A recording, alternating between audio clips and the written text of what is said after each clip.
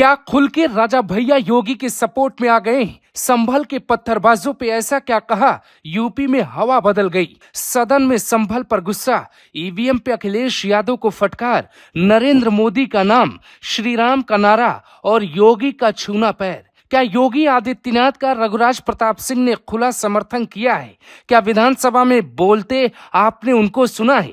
16 दिसंबर को योगी आदित्यनाथ के साथ कई नेताओं ने विधानसभा में अपनी बात रखी, जिनमें एक नाम राजा भैया का था, जिसका वीडियो आपके सामने।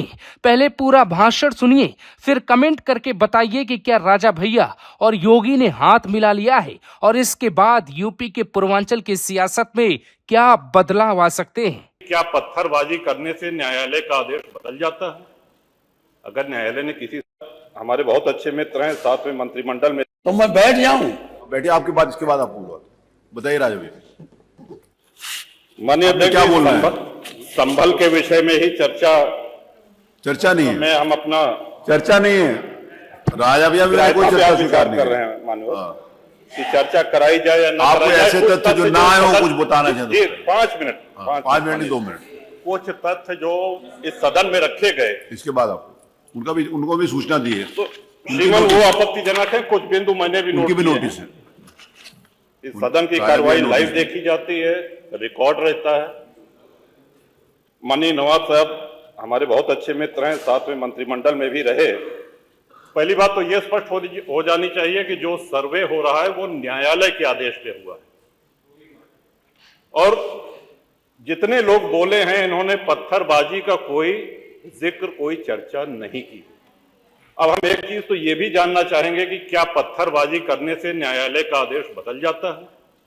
अगर न्यायालय ने किसी सर्वे का आदेश दिया तो उस आदेश को पलटने के लिए क्या तरीका है? उससे बड़ी अदालत में जाएं कि सड़क पे खड़े होकर के पत्थर प्रशासन के ऊपर और पुलिस के ऊपर चला जाए। आज तक कभी प्रशासन का निर्णय, न्यायालय का निर्णय इससे बदला हो तो?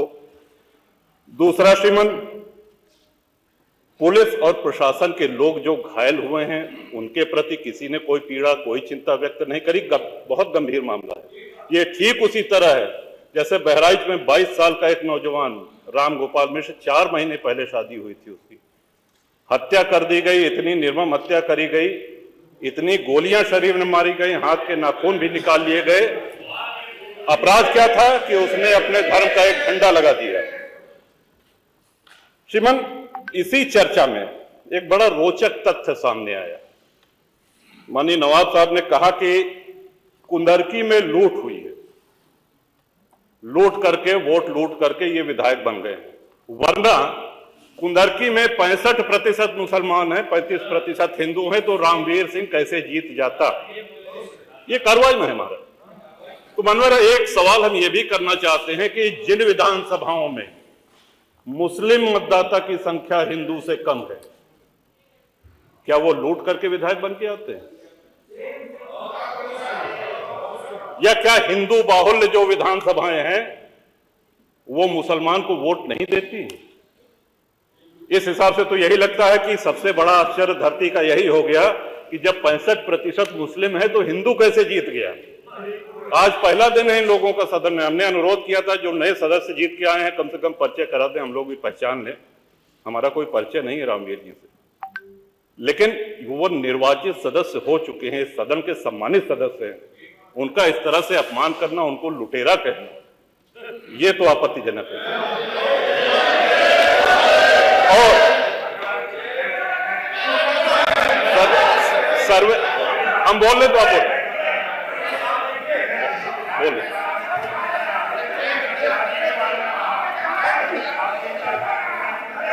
माननीय अध्यक्ष जी, 2 मिनट में अपनी बात समाप्त कर रहा हूं। 2 मिनट में अपनी बात समाप्त कर रहा हूं।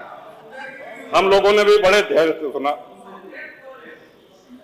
तो इस सदन का एक क्राइटेरिया, एक मापदंड क्या ये तय मान लिया जाए कि जहां हिंदू अधिक है वहां हिंदू विधायक को ही जीतना चाहिए, मुस्लिम विधायक सिर्फ वहीं से जीतना चाहिए जहां मुस्लिम की आबादी 50% से अधिक है? अगर ऐसा नहीं हुआ तो ये मान लिया जाए कि वोटों की लूट हो रही है या विधायक लुटेरा बन के वोट को लूट करके जीत करके आया है, बेईमानी से आया है? तो श्रीमान, ये तो इन शब्दों को कार्रवाई से हटाया जाना चाहिए। ये सदन के विधायक का अपमान है। और एक बात और कही गई कि सर्वे शांतिपूर्ण चल रहा था। एक हिंदू होने के नाते, एक सनातनी होने के नाते माननीय अध्यक्ष जी, हम तो ये कहते हैं कि न्यायालय किसी भी मंदिर पर सर्वे का अगर कोई आदेश करती है तो मैं नहीं समझता कि किसी भी सनातनी, किसी भी हिंदू को कोई आपत्ति होगी। हमने किसी के धर्मस्थल तोड़ के अपने धर्मस्थल नहीं बनाए।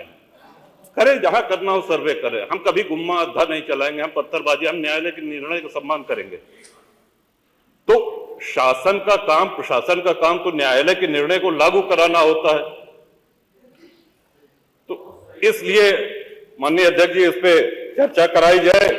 चर्चा में भाग लेने की इच्छा इधर भी है, बहुत से लोगों की है, और चर्चा कराई जाएगी तो बहुत सी सच्चाइयां सामने आएंगी। बहुत